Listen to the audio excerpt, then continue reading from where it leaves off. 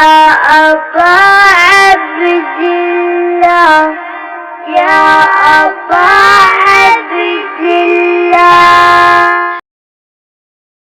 تقبل منا انك انت السميع العليم صلوات پڑھ محمد وعلى محمد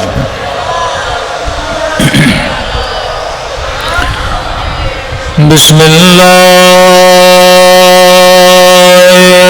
الرحمن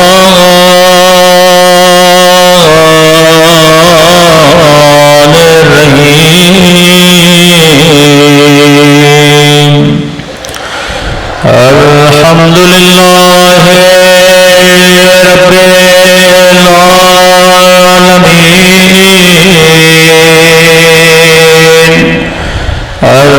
الحمد لله كما هو أهله الصلاة والسلام على سيد المرسلين وخاتم النبيين أبي القاسم محمد صلى الله عليه وسلم وعلى آله الطيبين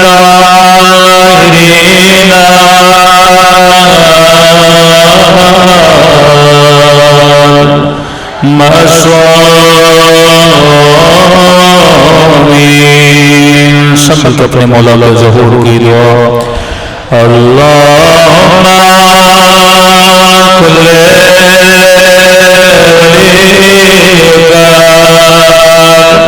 حجت ابن الحسن صلواتک علیہ وعلی آبائہ فی هذه الساعة وفي كل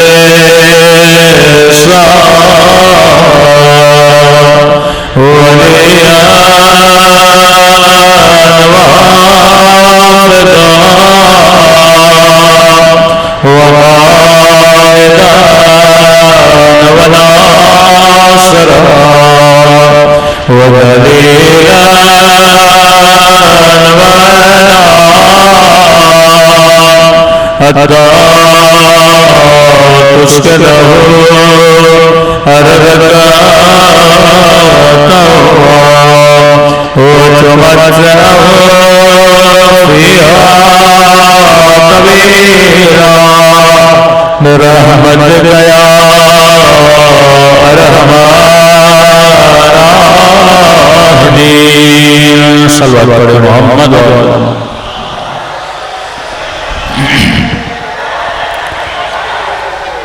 بسم اللہ الرحمن الرحیم رب اشرح لی صدری ویسر لی امری واحلل عقدۃ من لسانی یفقهوا قولی اما بعد فقط قال رسول اللہ صلی اللہ علیہ وآلہ وسلم ان الحسین مصباح الہدی وسفینۃ النجات صلوات پڑھ محمد وآل محمد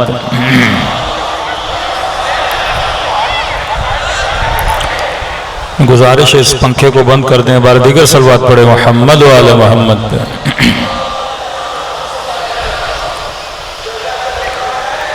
دعا ہے پروردگار عالم ہم سب کی عبادتوں کو اپنی بارگاہ عالی میں قبول فرمائے اور جس مقصد زندگی کی خاطر مائیں بہنیں بچے بوڑھے بزرگ اس فرش عزا پہ تشریف لاتے ہیں خدا ان مقاصد میں بھی ہم سب کو کامیابیاں کامرانیاں نصیب فرما دے مسلسل آپ کی خدمت میں عرض کر رہے ہیں کہ ہم مجلسوں میں واقعہ سننے نہیں آتے کربلا ایک قصہ نہیں ہے ایک واقعہ نہیں ہے کربلا ایک تہذیب ہے، کربلا ایک ریولیشن کا نام ہے تاکہ معاشروں میں تبدیلی پیدا ہو۔ اگر خمینی بنے تو مجلسوں کی وجہ سے بنے، اگر مرعشی نجفی بنے تو فرش ازا کی برکت کی وجہ سے بنے، اگر شہید حسینی بنے تو فرش ازا کی برکت کی وجہ سے بنے۔ آج ہمارے پاس روحانی اعتبار سے جو کچھ بھی ہے یہ سب کچھ کس کی برکت ہے؟ فرش ازا امام حسین کی برکت ہے، کیونکہ اگر مجلسیں نکال دی جائیں تو بقول امام خمینی کے پھر اسلام باقی نہیں رہتا، کیونکہ فرش ازا پہ ہم صرف واقعہ کربلا سننے نہیں آتے، کیونکہ اگر کسی نے صرف واقعہ پڑھنا ہوتا وہ گھر میں کسی کتاب پہ کھول کے پڑھ لیتا، اگر کسی نے کوئی ہسٹری پڑھنی ہوتی وہ اپنے موبائل فون پہ بھی ہسٹری پڑھ سکتا تھا۔ گھروں سے چل کر فرش ازا پہ آنے کا مطلب یہ ہے کیونکہ فرش ازا انسان کو تہذیب سکھاتا ہے، فرش ازا انسان کو زندگی گزارنے کا طریقہ سکھاتا ہے، فرش ازا پہ انسان کی فکر کو اپڈیٹ کیا جاتا ہے کہ پورا سال جن فکروں کو زنگ لگ چکا ہے فرش ازا پہ آ کے ان فکروں کو جدید کیا جاتا ہے، ان فکروں کو نورانی کیا جاتا ہے۔ تبھی ہم دعا مانگتے ہیں زیارت عاشورہ میں، اللہم اجعلنی محیا محمد و آل محمد، اے خدا مجھے وہ حیات عطا کر جو تو نے محمد اور آل محمد کو عطا کی، و مماتی ممات محمد و آل محمد، اے خدا مجھے مطلب دنیا میں جینا بھی ان کی طرح ہو اور جب دنیا سے جانے لگوں تو میری ممات بھی کس طرح ہو؟ محمد اور آل محمد کی طرح ہو۔ پھر یہ دعا جب کرتے ہو کہ اے خدا اجعلنی معکم فی الدنیا، مجھے معیت امام حسین عطا کر، مجھے معیت شہداء کربلا عطا کر۔ معیت بولتے ہیں ساتھ ہونے کو۔ جب آپ یہ دعا کرتے ہو کہ خدایا مجھے مولا حسین کا ساتھ عطا کر، اس سے مراد کیا ہے؟ کہ ساتھ سے مراد یہ ہے کہ بندہ بدن امام حسین کے ساتھ رہنا چاہتا ہے، بدن امیر المومنین کے ساتھ رہنا چاہتا ہے۔ یہاں ساتھ سے مراد بدن نہیں ہے۔ جب آپ کہتے ہیں معکم، میں آپ کے ساتھ رہنا چاہتا ہوں، مطلب یہ ہے میں آپ کی فکر کے ساتھ رہنا چاہتا ہوں، مطلب یہ ہے کہ میں آپ کی تہذیب کے ساتھ رہنا چاہتا ہوں، مطلب یہ ہے کہ میں آپ کی تربیت کے ساتھ رہنا چاہتا ہوں، کیونکہ بدن کے ساتھ رہنا ہر انسان کا محال ہے۔ کتنے لوگ امام حسین کے بدن کے ساتھ رہ سکتے ہیں، لیکن دنیا کے کسی بھی کونے میں ہوتے ہوئے، کسی بھی سرزمین پہ رہتے ہوئے انسان فکر حسین کے ساتھ جی سکتا ہے، انسان تربیت امام حسین کے ساتھ جی سکتا ہے۔ تبھی علماء نے جملہ کہا کہ کل یوم عاشورہ کل ارض کربلا، کہ ہر دن عاشورہ ہے اور ہر زمین کربلا ہے۔ مطلب اپنی زندگی کے دنوں کو عاشورہ بناؤ۔ عاشورہ کا مطلب کیا ہے؟ کہ وہ جد و جہد جو امام حسین نے کی تیری زندگی میں بھی وہ جد و جہد ہونی چاہیے۔ لیکن ہم نے کہا کہ دشمن کی سازش ہے۔ سب سے بڑا اعتراض یہ کیا جاتا ہے کہ آپ مجلسیں کیوں کرواتے ہو، اتنا خرچہ کیوں کرتے ہو؟ ہر اندس دنوں میں لوگ ڈسٹرب ہوتے ہیں، ایک کرکٹ کی ٹیم آتی ہے روڈوں کو بند کر دیا جاتا ہے، کوئی ملکی فنکشن ہوتا ہے روڈوں کو بند کر دیا جاتا ہے، باہر ملک سے کوئی شرابی، کوئی کافر، کوئی منافق آتا ہے اس کے لیے روڈوں کو بند کر دیا جاتا ہے۔ ارے یہ تو ذکر حسین ابن علی ہے، یہ تو نبی کے نواسے کا ذکر ہے، یہ تو اللہ اللہ کہنے والوں کا ذکر ہے، یہ ان کا ذکر ہے جنہوں نے جانیں قربان کی لیکن نماز کو قائم رکھا، یہ ان کا ذکر ہے گردنیں کٹ گئی پر نو کے نیزہ پہ قرآن کی تلاوت میں مشغول رہے۔ یہ ذکر نسلوں کو بیدار کرنے کا ذکر ہے، یہ ذکر بقا کا ذکر ہے۔ اس ذکر سے اختلاف اور انتشار نہیں ہوتا، اس ذکر سے لوگوں میں وحدت پیدا ہوتی ہے، محبت اہل بیت پیدا ہوتی ہے۔ صلوات پڑھے محمد و آل محمد۔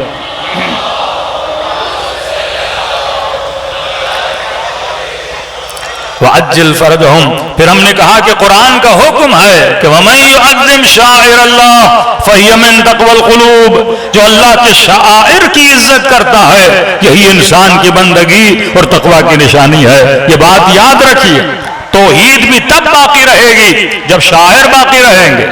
یعنی آپ خدا کو مانو پر کعبے کو ڈھا دو والعیاذ باللہ، آپ خدا کو مانو مسجد الحرام کو مثلا اس کی بے احترامی کرو، آپ خدا کو مانو پر قرآن کی خدا نہ خاص کا بے احترامی کرو، اور کو نہیں بس میں مانوں گا تو خدا کو مانوں گا دوسری اشیاء کو نہیں مانوں گا۔ نام خدا بھی زندہ رہتا ہے ان کی خاطر جو الہی بندے ہیں، نام خدا بھی زندہ رہتا ہے اگر نام محمد زندہ ہے، نام خدا زندہ ہے اگر نام عیسیٰ و موسیٰ زندہ ہے۔ شاعر کا مطلب یہی ہے فَهِيَ مِن تَقْوَى الْقُلُوبِ، اگر تو اللہ کے شاعر کی عزت کرے گا تو اس معاشرے میں دین زندہ رہتا ہے۔ ان معاشروں میں دین مر جاتا ہے جن معاشروں میں شاعر نہیں ہوتے۔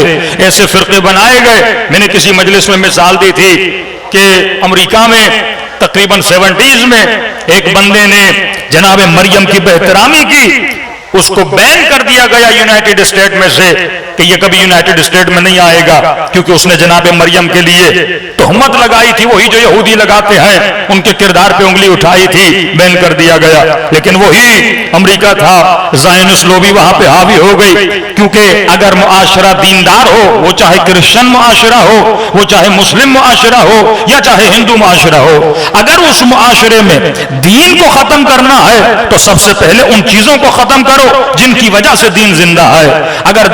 اگر شیعت کو ختم کرنا ہے تو شیعت تب تک ختم نہیں ہوگی جب تک آزاداری ختم نہ ہو۔ جب تک آزاداری ہے تب تک شیعت ہے، جب تک نام حسین ہے تب تک شیعت ہے، جب تک گلی گلی میں حسین حسین ہے تب تک شیعت ہے، کیونکہ شاعر زندہ ہوں گے تو حقیقت زندہ رہتی ہے۔ شاعر زندہ ہوں گے، آپ تصور کریں کسی ایسی سوسائٹی کا جس میں کوئی مسجد نہیں ہے، بھائی مسجد نہیں تو نام خدا نہیں ہوگا، کلیسا نہیں تو نام حضرت عیسیٰ نہیں ہوگا۔ یہ شاعر ہیں جن کے گھروں کے اندر جانے سے خدا کی یاد آئے، جن کی محفلوں میں جانے سے دین کی یاد زندہ ہو جائے۔ تو لہذا یہی زائنس لوبی نے کیا کیا کہ جتنی کرسچن سوسائٹی تھی ان کو شاعر کا احترام، اب آپ کے اپنے شاعر ہیں، اہل سنت کے اپنے شاعر ہیں، کرسچن کے اپنے شاعر ہیں، ہر کسی نے اپنے لیے کچھ نہ کچھ تو بنایا ہوا ہے، مقدس شخصیتیں، مقدس علامتیں، مقدس نشانیاں۔ اب ظاہر ہے جب وہ تقدس ختم ہو جاتا ہے تو اس شخصیت کا احترام بھی ختم ہو جاتا ہے۔ اب انہوں نے کیا کیا، وہی امریکہ جس نے اس بندے کو بین کیا، اوشو نام تھا اس کا، اور اس امریکہ میں آنے پر پابندی لگا دی، اور اسی امریکہ میں 80s میں پھر ایک فلم بنائی جاتی ہے جو حضرت عیسیٰ کے خلاف بنائی جاتی ہے۔ اب معاشرہ کتنا تبدیل ہوا، بہت کم متدین لوگ تھے جنہوں نے اس فلم کے خلاف قیام بلند کیا، آواز بلند کی، لیکن معاشرہ اس حد تک مقدسات سے دور ہو چکا تھا، کیونکہ اب یہ کرسچن تو تھے پر زائنس کرسچن بن چکے تھے۔ یعنی اب تصور کریں کہ ایک بندہ کہے کہ فلاں بندے نے حضرت عیسیٰ کو قتل کیا ہے اور اس کے ساتھ یاری بھی ہو، اس کے ساتھ دوستی بھی ہو۔ اب ان کا عقیدہ ہے کہ حضرت عیسیٰ کو سولی پہ کس نے چڑھایا تھا؟ یہودیوں نے چڑھایا تھا۔ اب کیسے ممکن ہے کہ آپ قاتل سے دوستی کرو، آپ قاتل سے اور اس قاتل کی محبت اپنے دل میں رکھو، کیونکہ جب تک تقدس عیسیٰ رہے گا تب تک مسیحی کی یہودی کے ساتھ دشمنی رہے گی۔ اب وہ بیچ سے وہ چیز ہی ہٹا دو، وہ تقدس سے حضرت عیسیٰ ہی ہٹا دو تو دشمنی آٹومیٹیکلی کیا ہو جائے گی؟ ختم ہو جائے گی۔ تو اسی طریقے سے پہلا نظریہ یہ تھا کہ آپ کیا کرو، حضرت عیسیٰ کی توہین کرو۔ فلم بنائی گئی جس میں نبی اللہ، یہ نہیں کہ صرف شیعہ یا مسلمان حضرت عیسیٰ کو اللہ کا بھیجا ہوا نبی مانتے ہیں، کرسچن اللہ کا بیٹا مانتے ہیں، کوئی اللہ کا نبی مانتا ہے، اتنی بڑی شخصیت، لیکن اس کے خلاف فلم بنائی جاتی ہے جس میں حضرت عیسیٰ علیہ السلام کو دکھایا جاتا ہے علیاذ باللہ ثم علیاذ باللہ وہ کسی خاتون کے ساتھ بدفعلی میں مبتلا ہو رہے ہیں ایک فلم کے اندر۔ پھر دوسری فلم بنائی جاتی ہے جس میں حضرت داؤد کی توہین، حضرت سلیمان کی توہین، اور اس قدر توہین کی جاتی ہے، ان کی توہین تو یہودیوں کی کتابوں کے اندر موجود ہے، کیونکہ وہ نہیں چاہتے یہ تقدس پروری نبی کی، اگر نبی کا تقدس ہے تو دین کا تقدس ہے، اگر اس کتاب کا تقدس ہے تو دین کا تقدس ہے۔ اگر آپ کے مقدس پروری نہیں ہوگی، شاعر کا مطلب جس کا تقدس رکھا جائے، جس کا احترام کیا جائے۔ اب بندہ علم عباس کا احترام کرے گا تو حضرت عباس کا احترام کرے گا، اگر بندہ امام حسین کی زری کا احترام کرتا ہے تو حسین کا احترام کرتا ہے، اگر بندہ قرآن کا احترام کرے گا تو خدا کا احترام کرے گا، اگر بندہ رسول کا ادب کرے گا تو اللہ کا با ادب بندہ بنے گا۔ جب تک ابتدائیات میں بندے کے وجود میں تقدس نہ ہو، لہذا ایک فلم بنائی، پھر حضرت داؤد کے خلاف فلم بنائی، پھر حضرت سلیمان کے خلاف علیاذ باللہ ثم علیاذ باللہ کہ وہ اپنے کسی سپاہی کی بیوی پر علیاذ باللہ عاشق ہو گئے اور اس سے طلاق دلوائی یا اسے مروا دیا اور اس کے بعد اس سے شادی کر دی۔ ایسی فلمیں بنائی گئی جس میں انبیاء کے چہرے کو گرایا گیا، جس میں انبیاء کا تقدس پامال کر دیا گیا۔ جب تقدس پامال ہوا تو سوسائٹی سے دین ختم ہو گیا، جب تقدس پامال پامال ہوا تو سوسائٹی سے احکام پامال ہو گئے. اور نہ صرف حضرت عیسیٰ، اب ظاہر دین کا پرچار کون کرتا ہے؟ اس دین میں جو پڑھا لکھا عالم ہے. ان کے یہاں پادری ہوتے تھے چرچوں میں، اب پادریوں کے خلاف فلمیں بنائی گئیں، پادریوں کو دکھایا گیا یہ شراب پیتے ہیں، یہ بد کردار ہوتے ہیں، فلموں میں بدترین وقی ترین ان کا چہرہ دکھایا گیا. اب لوگوں میں نہ چرچ کا احترام رہا، نہ پادری کا احترام رہا، نہ بائبل کا احترام رہا، نہ عیسیٰ کا احترام رہا، نہ بی بی مریم کا احترام رہا. یعنی وہ سینسیٹیوٹی جو ایک دیندار بندے میں اپنے مذہب اور مکتب کے لیے ہونی چاہیے اسے ختم کر دیا. اب وہی روش مسلمانوں کے لیے استعمال کی جا رہی ہے، کیونکہ مسلمان کے دل سے جب تک تقدس شعائر اللہ نہیں نکالا جاتا تب تک یہ مسلمان اپنے راستے سے ہٹے گا نہیں. لہذا بار بار کبھی نبی کے کارٹون بنائے جاتے ہیں، بار بار کبھی قرآن کو جلایا جاتا ہے، لیاذ باللہ کتاب خدا کو جلایا جاتا ہے. یعنی آپ یہ مت سمجھیے کہ کرسچن کے سامنے اگر بائبل کو جلایا جائے اسے برا نہیں لگتا، کیونکہ ان کے دلوں میں شاعر اللہ کا احترام نہیں ہے. یہ روش، یہ تربیت اگر کہیں پہ ملی ہے، یہ مکتب اہل بیت کی روش ہے، مکتب اسلام کی روش ہے کہ شاعر اللہ کا احترام کر دیا جائے. پھر مسلمانوں کے اندر ایک فرقہ ایسا بنایا گیا، وہ بھی سخت ترین شاعر اللہ کا دشمن تھا اور چاہتے تو اسی فرقے کو بڑھایا جائے. مسجدوں کا دشمن، امام بارگاہوں کے دشمن، علم کے دشمن، امام بارگاہوں کو آگ لگاتے تھے، علموں کو آگ لگاتے تھے، مزاروں کو گراتے تھے، لاشوں کو قبروں سے نکالتے تھے اور کہتے یہ شرک ہے، یہ اللہ کی توحید کے خلاف ہے. احترام ان میں نہیں تھا.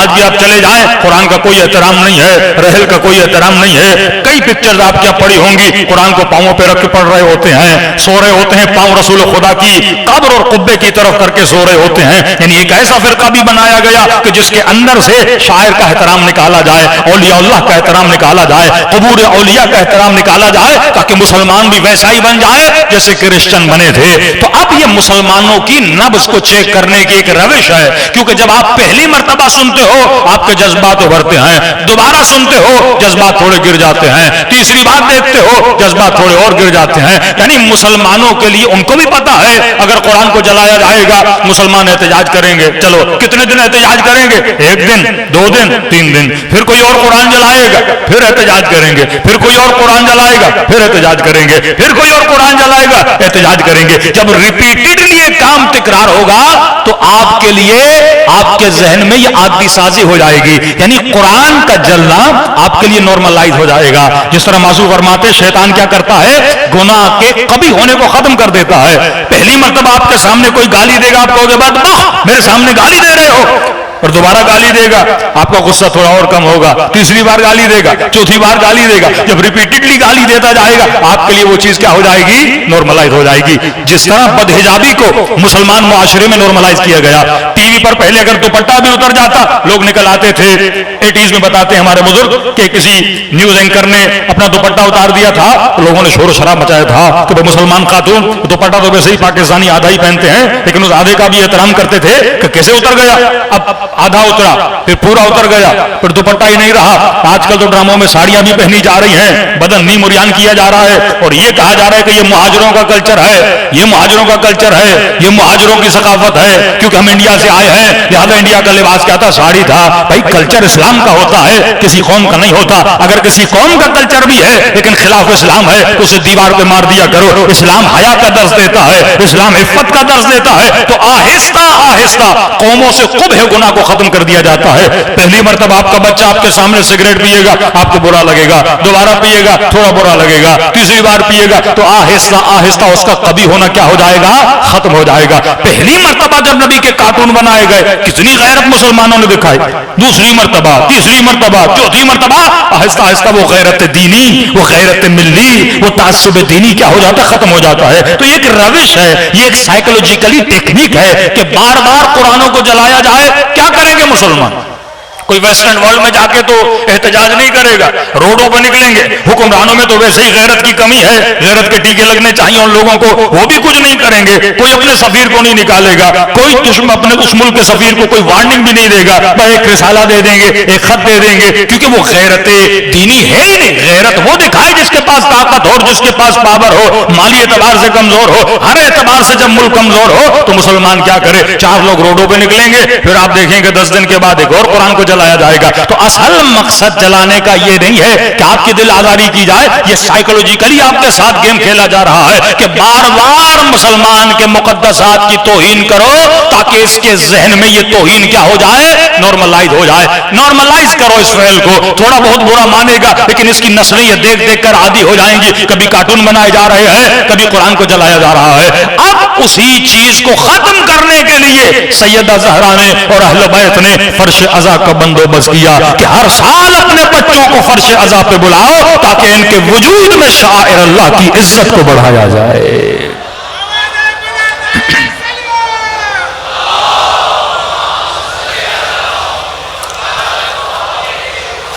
ادب جتنا مکتب اہل بیت والوں کے پاس ہے کسی کے پاس نہیں ہے. یعنی آپ تصور کریں, نام حسین کا ادب, علم حسین کا ادب, کتنا ادب ہے. یہ ادب کون سکھاتا ہے؟ یہ مکتب اہل بیت سکھاتے ہیں. اتنا بڑا مقام حضرت عباس کا, بھائی تو اور بھی امام حسین کے, بیٹے تو اور بھی ہیں بی بی ام البنین کے, لیکن یہاں روضہ حسین, یہاں روضہ عباس. اتنا مقام کیوں بلند ہے کہ دور سے ایسے لگتا ہے کہ دونوں روزے کسی امام کے ہیں. قطعاً یہ محسوس نہیں ہوتا کہ ایک امام زیادہ ہے, ایک امام ہے, لیکن نہیں, دور سے یہی لگتا. اتنا مقام کیوں ملا؟ فرمایا ادب عباس کی وجہ سے. اس مکتب میں جتنا ادب ہوگا, بے ادب محروم از لطف رب. جس میں ادب نہیں وہ اللہ کے لطف کیا ہو جاتا ہے, محروم ہو جاتا ہے. تو لہذا فرش عزا سجانے کا ایک مقصد یہی ہے کہ لوگوں کے دلوں میں شاعر اللہ کا احترام, شاعر اللہ کا ادب, اللہ کے بندوں کا ادب, اولیاء کا ادب پیدا کر دیا جائے.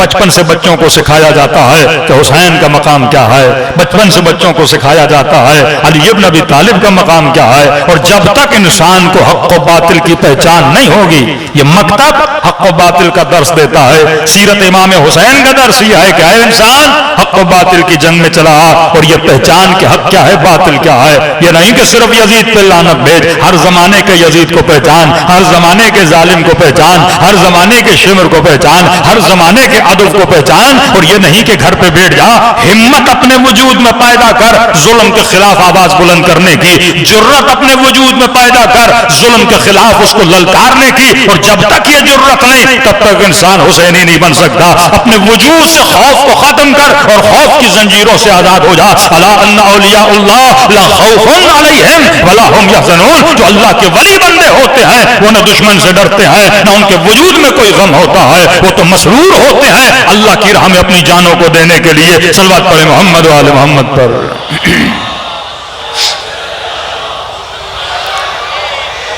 اور انتظامیہ نے کچھ گزارشات کی ہیں کیونکہ قرآن سوزی ہوئی ہے یورپ میں, تو اس کے لیے انسان کے لیے احتجاج کرنا بہت ضروری ہے.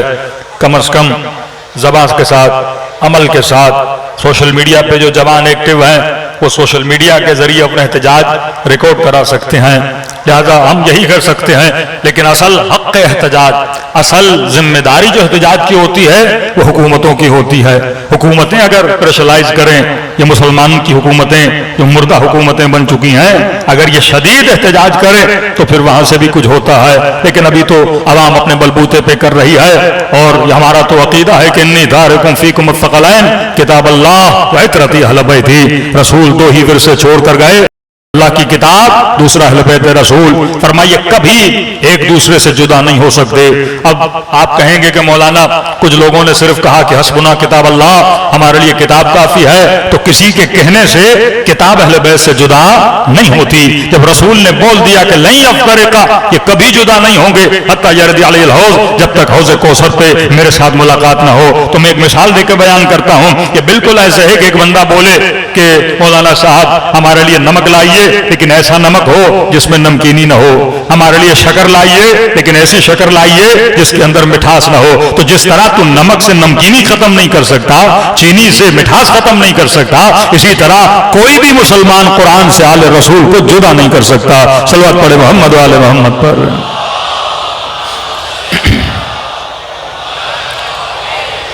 اب آتے ہیں اپنے موضوع کی طرف کہ ہم عرض کر رہے تھے کہ امام حسین کا طرز زندگی, جب تک اس طرز زندگی کو پڑھیں گے نہیں تب تک ہمارے وجود میں تبدیلی نہیں آئے گی. مولا کے طرز زندگی سے قومیں بیدار ہوتی ہیں, مولا کے طرز زندگی سے انسان کے وجود میں تبدیلی آتی ہے. اب ہم نے کہا کہ اہل بیت کی زندگی کے آپ 3 حصے کریں, کسی بھی نبی اور کسی بھی ولی کی زندگی 3 حصوں میں تقسیم کریں. ایک اس کی زندگی کا حصہ جس میں اس کا علم ہے, جس میں اس کے معجزات ہیں, علم لدنی ہے, عصمت معصومین ہے. اب یہ جو اس کی زندگی کا حصہ ہے ہم بیان تو کر سکتے ہیں معصومین کی فضیلت کے لیے, لیکن اس زندگی کا ہماری زندگی سے زیادہ لینا دینا نہیں ہے. اب وہ معصوم ہے, میں معصوم بن نہیں سکتا. وہ امام ہے, میں امام بن نہیں سکتا. وہ صاحب وحی ہے نبی مثلا, میں صاحب وحی نہیں بن سکتا.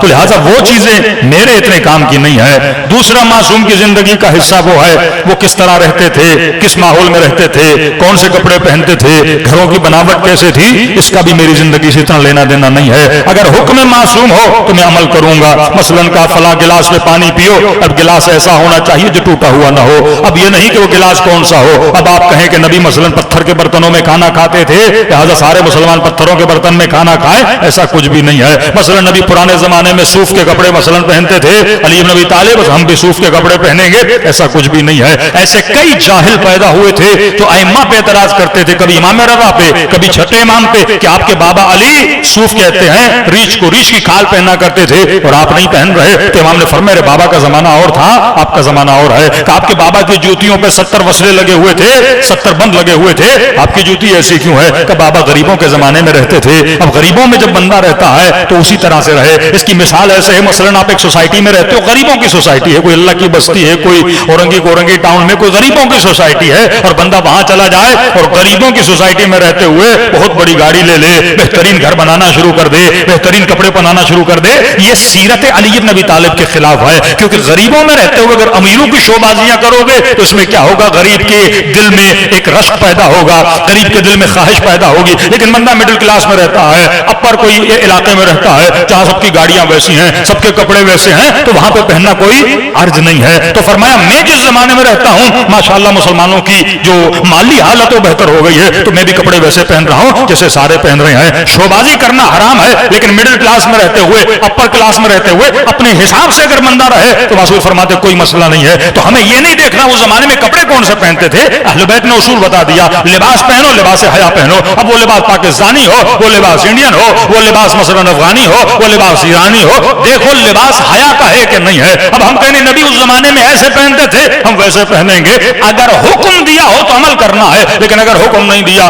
تو کسی خاتون کا فون ہے, مولانا میرے شوہر نے میری زندگی اجیرن کر دی ہے, بڑی زندگی سخت گزر رہی ہے, پہلے بڑی اچھی زندگی تھی. ہم نے کہا وہ کیسے؟ کہ پتہ نہیں تقویٰ جیسے بڑھتی جا رہی ہے بندہ بھی عجیب ہوتا جا رہا ہے. میں نے کہا تقوی کا مسئلہ نہیں ہے, مسئلہ اس بندے کی حکمت کا ہے. یعلمہم الکتاب والحکمہ, علم بھی سکھاؤ, حکمت بھی سکھاؤ. بعض لوگوں کے پاس تقویٰ ہے پر حکمت نہیں ہے, یہ تقویٰ کسی کام کی نہیں ہے. یہ بالکل ایسے ہے کہ ایران میں ایک طالب علم تھا, آیت اللہ العظمیٰ بہجت کے پیچھے نماز پڑھنے جاتا تھا. اب ہم نے کچھ ہی دن میں دیکھا وہ حلیہ اس کا آقا بہجت جیسا ہونے لگا, ویسے ہی جھک کے چلنے لگا, ویسے ہی گردن تھوڑی ٹیڑھی کر کے چلنے لگا, ویسے ہی ہاتھ میں عصا لے لی, کمر پہ کپڑا باندھ دیا اور نماز میں کھڑا ہو گیا تو آقا بہجت کی طرح ہاتھ بلند کرنے لگا. تو ہمارے استاد اخلاق نے کہا بندے خدا بہجت کی شکل نہ بناؤ, بہجت کا کردار بناؤ, اس کے حلیے کی کاپی نہ کرو. تو آج نبی کے حلیے کی کاپی کرنے والے مسلمان آپ کو بہت مل جائیں گے, لیکن کردار کی کاپی کرنے والے قطعاً نہیں ملیں گے. حلیہ نبی جیسا بنا ہوا ہے. مسجد میں جاؤ تو شیعہ کو اپنی مسجد سے ایسے نکالتا ہے جیسے شمر حسین کو کربلا سے نکالنے کے لیے تلے ہوئے تھے. تو جب دل میں تبدیلی نہیں آتی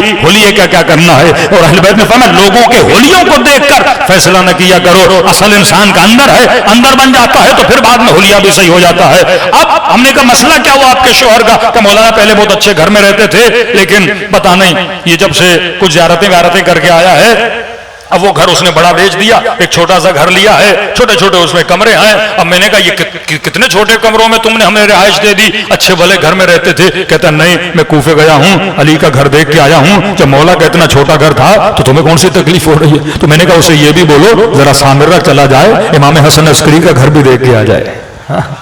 مولا کا گھر اتنا بڑا، یہ معیار تھوڑی ہے کہ رسول خدا کے 9 کمرے ہوتے تھے، اتنے فیٹ کے کمرے ہوتے تھے لہٰذا ہم وہ بنائیں گے، ان کے گھر کی کچی دیواریں تھیں لہٰذا ہم کچی دیواریں بنائیں گے، بھائی رسول تو فلیٹ میں نہیں رہتے تھے اب لہٰذا ہم فلیٹ کو ترک کر دیں گے، ایسا قطعاً نہیں ہے۔ اگر حکم ہے وہ اپنے زمانے کے حساب و کتاب سے رہتے تھے، ان کے اپنے زمانے کے حلیے تھے، اپنے زمانے کے برتن تھے۔ اگر آج رسول خدا آ جائیں یا آج مثلا امام زمانہ آ جائیں تو یہ تھوڑی مولا بولے میں شیشے کے گلاس میں پانی نہیں پیوں گا، انہوں نے حکم دے دیا ظرف یعنی برتن وہ ہونا چاہیے جو پاکیزہ ہونا چاہیے، اصول بتا دیا ٹوٹا ہوا نہیں ہونا چاہیے۔ کیوں؟ اگر ٹوٹا ہوا ہوگا تو فرمایا اس کے اندر کیا ہوگا؟ شیطان ہوگا۔ اب بعض لوگ کہتے ہیں مولانا شیطان برتن کے اندر کیسے آ گیا؟ بھئی شیطان صفت ہے، معصوم کے کلام کو سمجھ، شیطان وہ جن والا شیطان نہیں ہے، اس جن والے شیطان کا بھی نام کیا ہے؟ ابلیس ہے۔ جب اس نے اللہ کی بات نہ مانی تو خدا نے کہا تو شیطان ہے۔ شیطان وہ جو شرارت کرے، شیطان وہ جو کسی کا نقصان کرے، شیطان وہ جو کسی کو نفع نہ دے، شیطان وہ جو کسی کی برائی کا سوچے، شیطان وہ جو کسی انسان کو ضرر دینا چاہے۔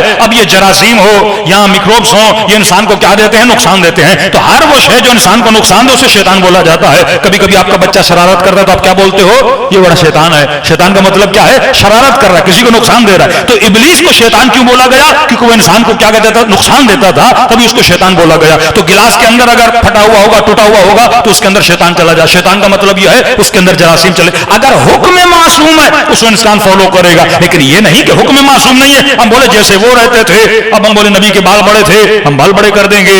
اور اس دن بھی بولا تھا، کسی مومن نے سوال کیا مولانا یہ کانوں میں آج کل بعض جوان بوندیاں پہنتے ہیں، اب حرام نہیں ہے لیکن کہا کہ مولانا اب حدیث پڑھیے کہ جو نہیں پہنتا وہ یہودی ہے۔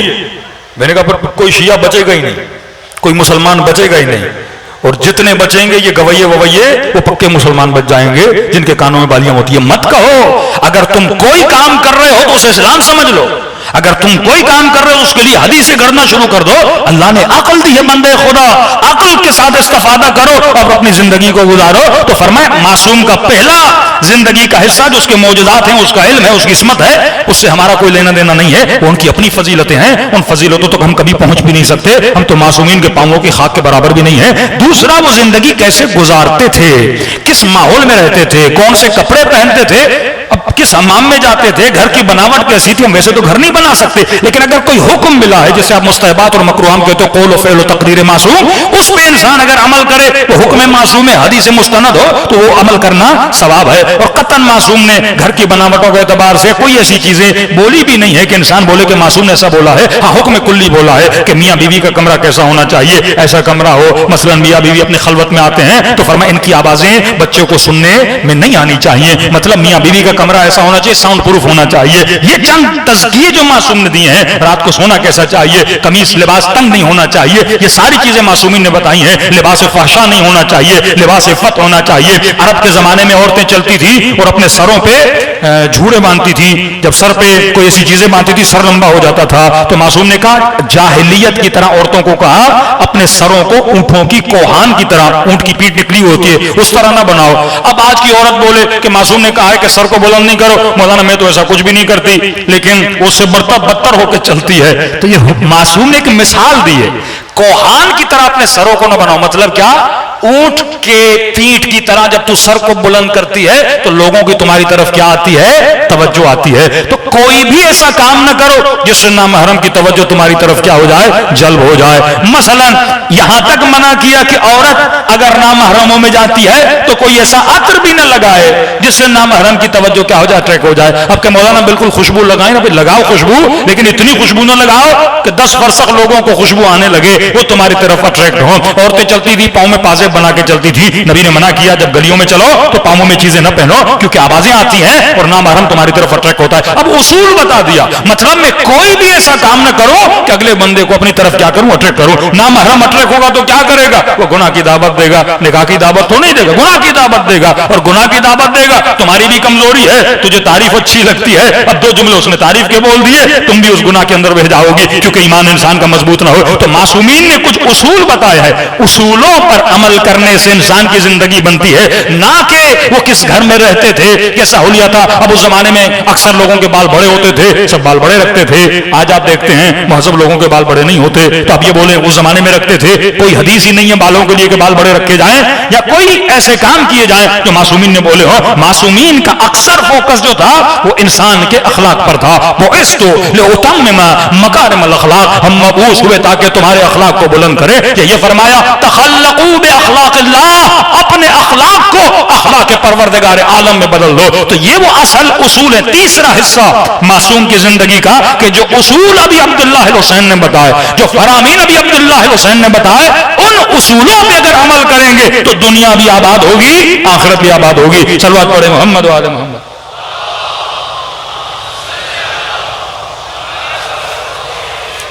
بار دیگر صلوات پڑھیں محمد و آل محمد۔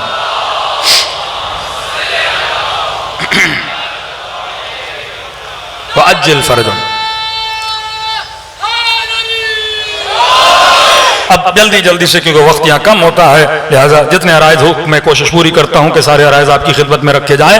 اب خدا نے قرآن میں حق و باطل کی ایک پہچان بتائی کہ هل يستوي الخبيث والطيب، کیا خبیث اور طیب اے حبیب کیا دونوں برابر ہو سکتے ہیں؟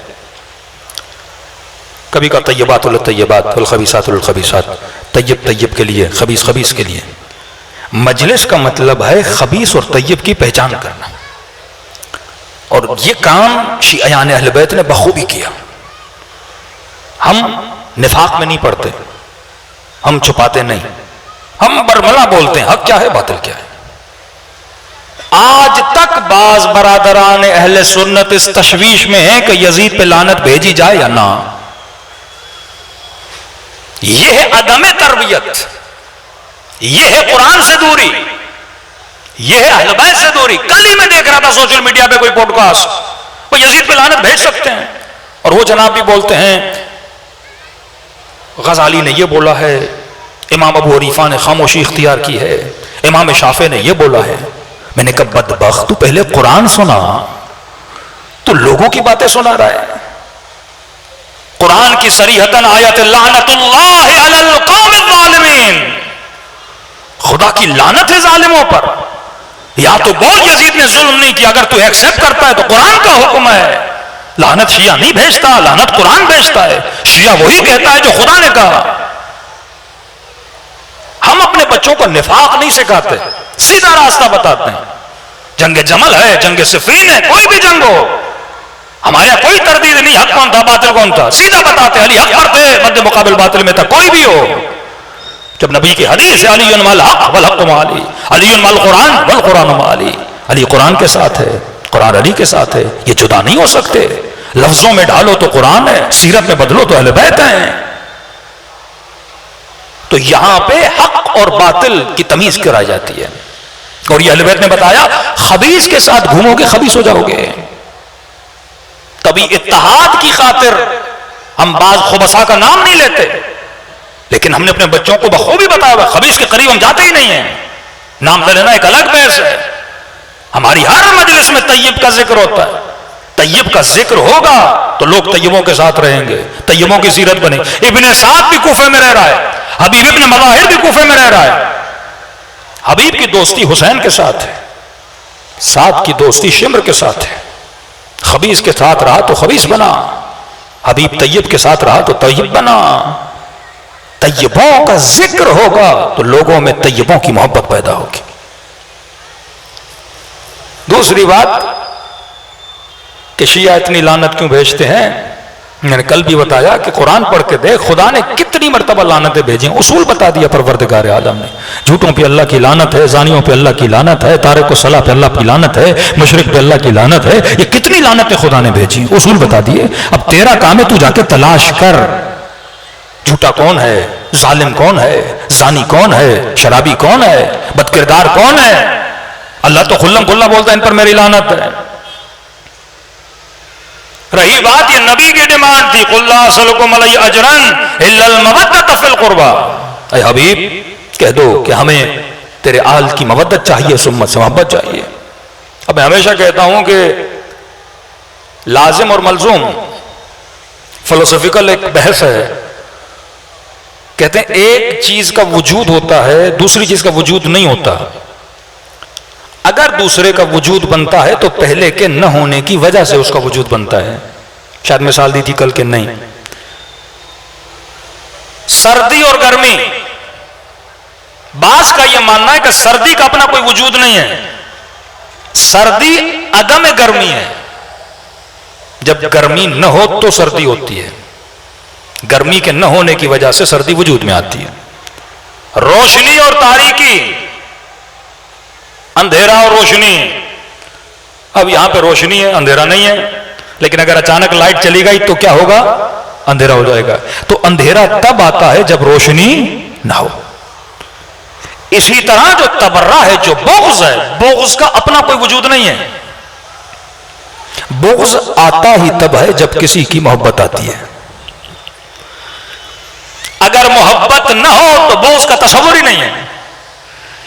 قُلْ لَا أَسْأَلُكُمْ عَلَيْهِ أَجْرًا إِلَّا الْمَوَدَّةَ فِي الْقُرْبَى. حبیب کہہ دو کہ ہمیں اپنے حال کی مودت چاہیے.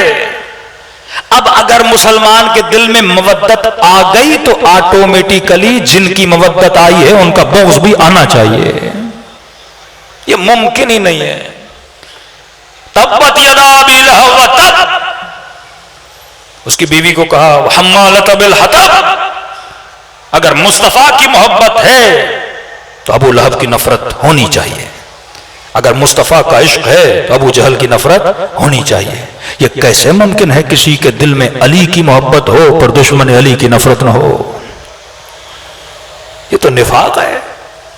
میں عام مثال دیتا ہوں اپنے جوانوں کو. میں نے کہا تو اگر اپنے باپ کو یہ بولے کہ بابا میں آپ سے بڑا پیار کرتا ہوں، لیکن گلی کے اندر جو آپ کو گالیاں دیتا ہے اس سے بھی مجھے بڑا عشق ہے، تو باپ کیا بولے گا؟ لعنت ہے نا تیری محبت پہ. یہ کیسی محبت ہے؟ مجھ سے محبت، وہ پڑوس میں مجھے گالیاں دے رہا اس سے محبت. تو ہم نفاق نہیں سکھاتے اپنے بچوں کو. ہم بتاتے اگر کسی سے محبت ہے اور تجھے یقین ہے وہ حق پر ہے تو اس کے دشمن سے کیا ہونی چاہیے؟ نفرت ہونی چاہیے. بسم اللہ الرحمن الرحیم پڑھنے سے پہلے کیا پڑھو؟ اعوذ باللہ من الشیطان اللعین الرجیم. اللہ کا عشق ہے تو شیطان کی نفرت ہونی چاہیے. یہ دو چیزیں ایک جگہ پہ جمع نہیں ہو سکتی، یہ ضد ہیں ایک دوسرے کا. صلوات پڑھے محمد والے محمد پر.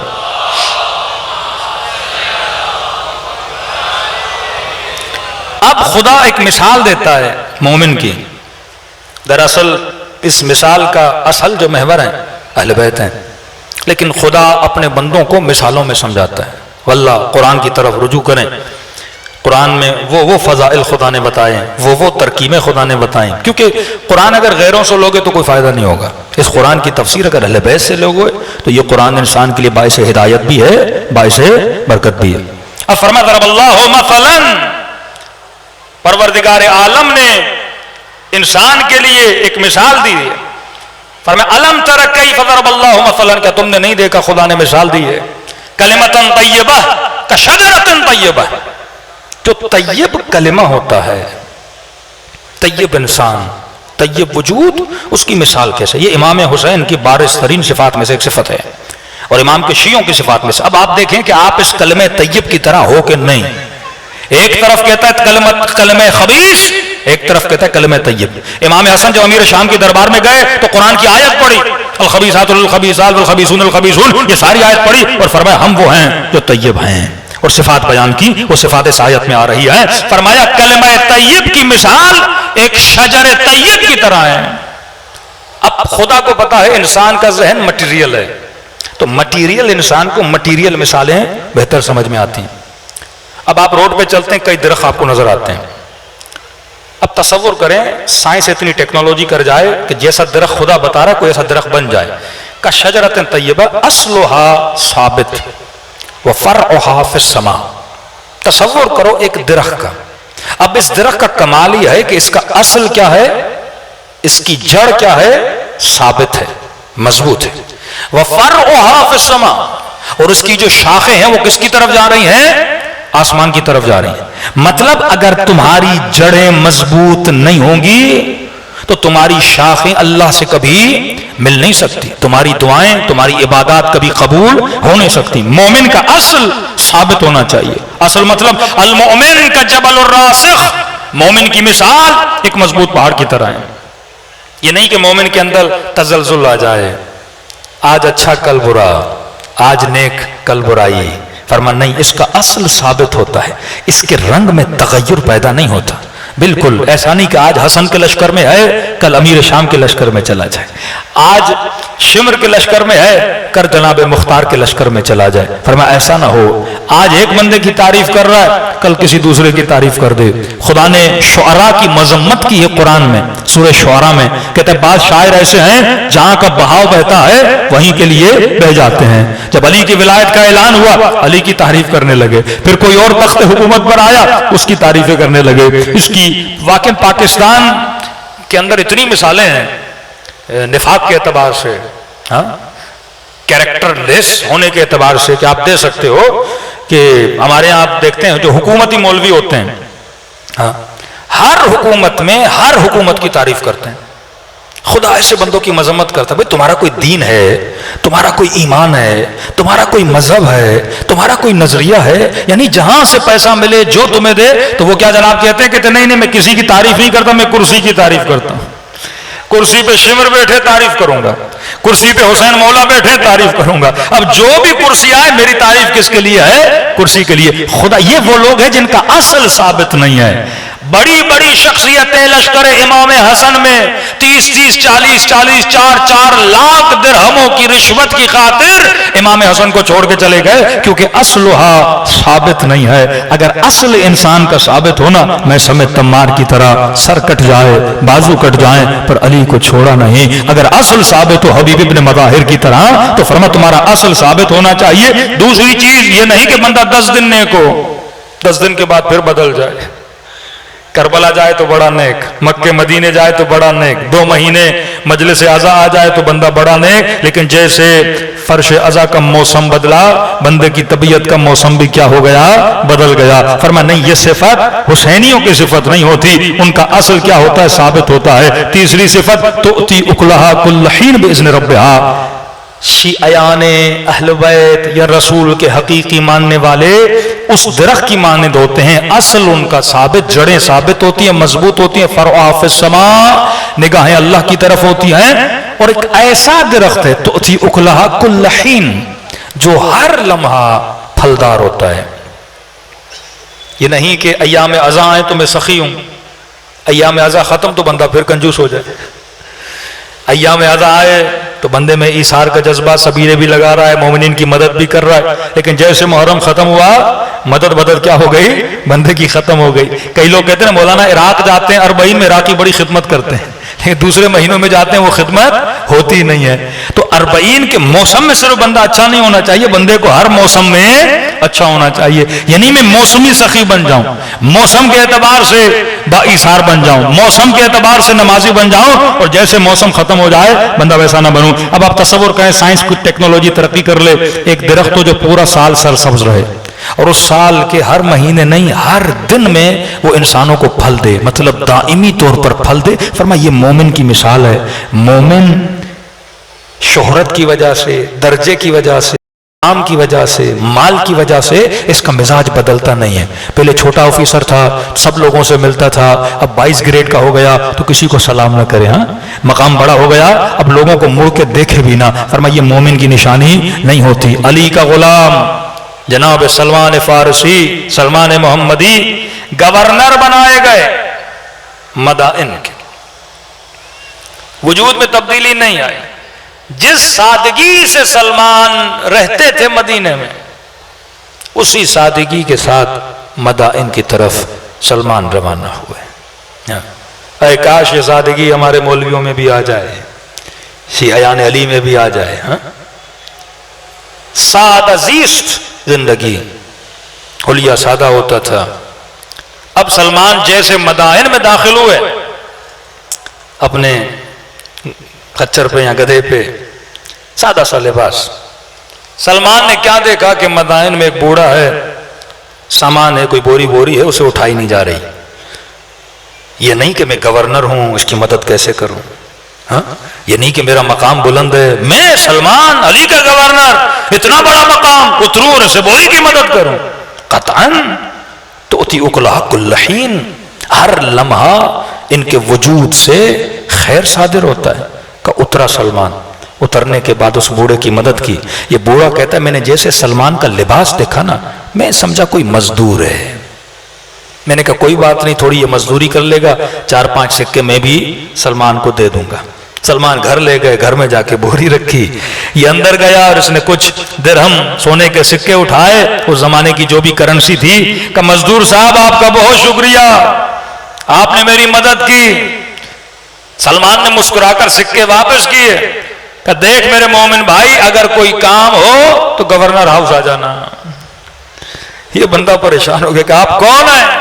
کہ علی کا گورنر سلمان محمدی ہوں، سلمان فارسی ہوں. پریشان ہوا کہ گورنر ہوتے ہوئے آپ نے میری مدد کی ہے. جب یہ اخلاق اور کردار دیکھا، یہ سلمان کے گھٹنوں پہ گر گیا، سلمان کے ہاتھوں کا بوسہ دیا اور بے ساختہ بولنے لگا جب علی کے غلام کا کردار ایسا ہے تو خود علی ابن ابی طالب کا مقام کیا ہوگا.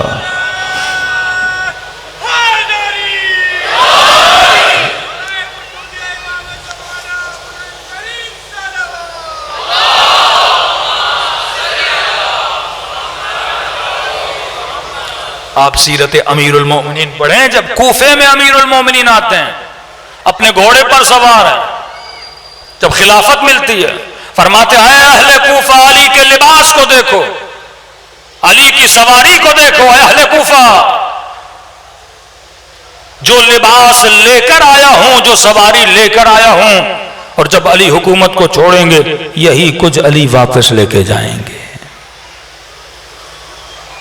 اور ہمارے ہاں بندہ آفیسر بنتا ہے 30 سال 25 سال 35 سال ڈیوٹی کے بعد، جب آیا تھا تو کیا تھا، جب جانے لگا تو کروڑ پتی بن کے جانے لگا. اربوں روپیوں کے حساب و کتاب اور زمینیں اس کے حساب سے نکالی جاتی ہیں. جب وجود سے کردار اہل بیت ختم ہو جائے تو معاشرے تباہ و برباد ہو جاتے ہیں. ہور بنا امام حسین کے اخلاق کی وجہ سے، کردار کی وجہ سے. راستہ روکا، بے احترامی کی، لجام فرس میں ہاتھ ڈالا، آنکھوں میں آنکھیں ڈال کے دیکھا. امام نے بس اسے اتنا یاد دلایا کہ اور یہ یاد رکھنا کہ میں کس کا بیٹا ہوں. خیام حسینی کے اطراف میں امام حسین نے خندق کھدوائی کہ کوئی بیویوں کے خیمے تک نہ پایا. اپنی طرف سے مولا نے بڑی کوشش کی. خندق کھدوا کے اس میں آگ جلوائی تاکہ گھوڑے چھلانگ نہ پائیں. ایک دشمن خندق کے اس طرف سے جب اس نے دیکھا کہ امام حسین نماز کے لیے تیار ہو رہے ہیں، بے ادبی کر کے کہنے لگا حسین تیری بھی کوئی نماز ہے،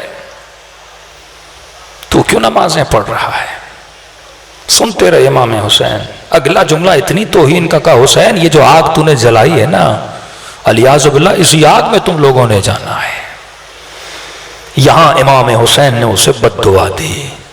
کہا اے بدبخت، تو نے نبی سے نہیں سنا کہ آل رسول کی مودت واجب ہے؟ میرا احترام نہیں کرتا، حرم رسول کا احترام کرو.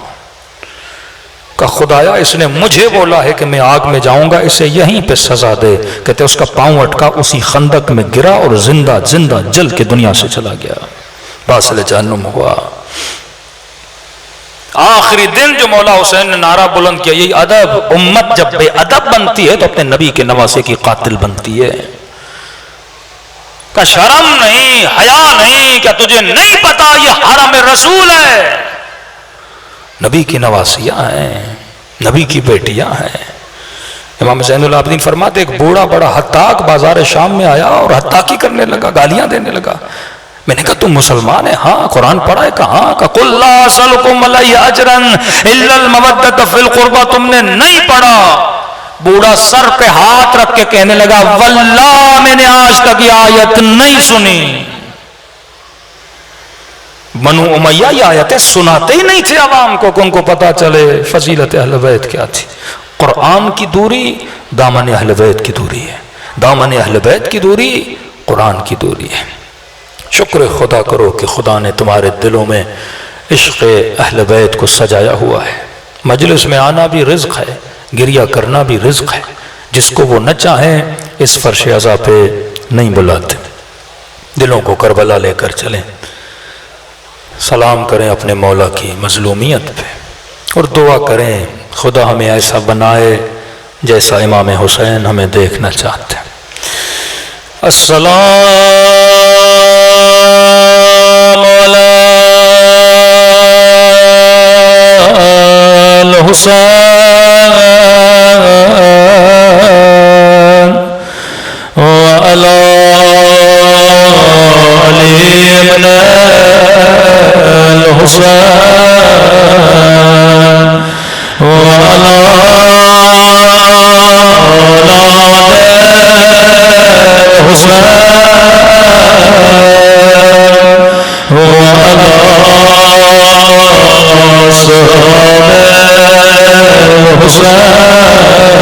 سب مل کے السلام علی حسین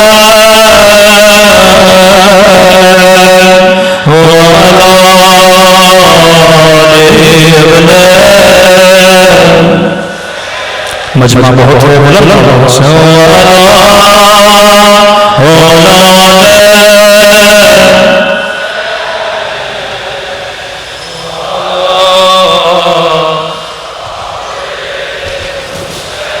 سب مل کے السلام حسین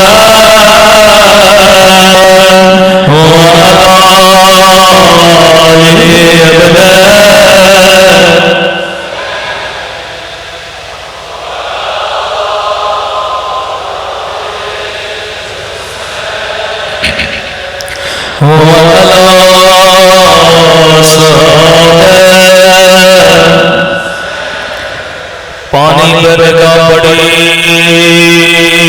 زارو قطار روڈ لگے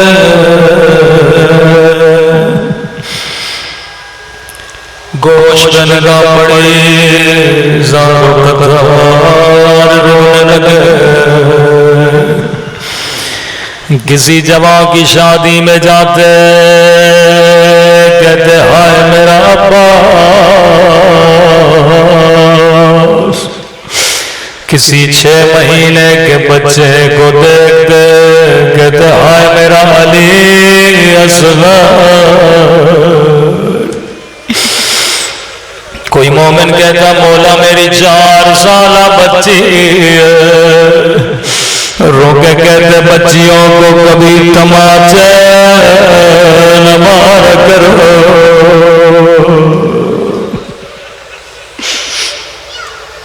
کسی مومن نے کہا مولا آپ امام ہے، شہادت آپ کا ورثہ ہے، پانی پہ نگاہ پڑی روتے ہیں، بچوں کو دیکھ کے روتے ہیں، مولا اتنا کیوں روتے ہیں؟ فرمایا اعتراض کرنے والے تو نے صحیح کہا، شہادت میرا ورثہ ہے، ولی اکبر کے سینے میں برچھی لگنا میرا ورثہ تھا، سکینہ کو تماچے لگنا میرا ورثہ تھا، علی اصغر کے گلے تیر لگنا میرا ورثہ تھا۔ اے پوچھنے والے تو نے انصاف نہ کیا، لیکن یہ بتا کیا ماں بہنوں کے ساتھ شرابی کی دربار میں جانا کیا یہ بھی سجاد کا ورثہ تھا؟ 40 سال خون روتے رہے۔ فرمایا عباس جو جو بچے ہمارے ساتھ چل رہے ہیں سب کے نام لکھو۔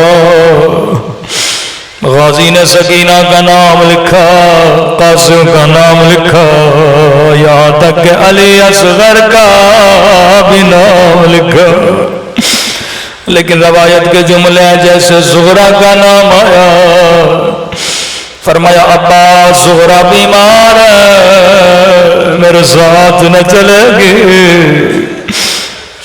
فرما عباس بیویوں کو کہو گھر کی چابیاں زہرا کے حوالے کرے, چارپائی ذہن میں لگا دے, سب زہرا سے خدا غافل کرے. ایک ایک بیوی آتی تھی گھر کی چابیاں دیتی تھی, سینے سے لگا کے کہتی تھی خدا غافل زہرا. لیکن روایت کے جملے بھی زہرا خاموش ہے. آخر میں بی زینب آئی, زہرا کو سینے سے لگایا, کہنے لگی خدا حافظ زہرا, اگر زندگی رہی تو پھر ملیں گے. بچی نے دونوں بائیں پھوپھی کے گلے میں ڈالی, رو کے کہنے لگی پھوپھی اماں میں سمجھ گئے اب میرا بابا واپس نہیں آئے گا, اب میرا علی اکبر واپس نہیں آئے گا.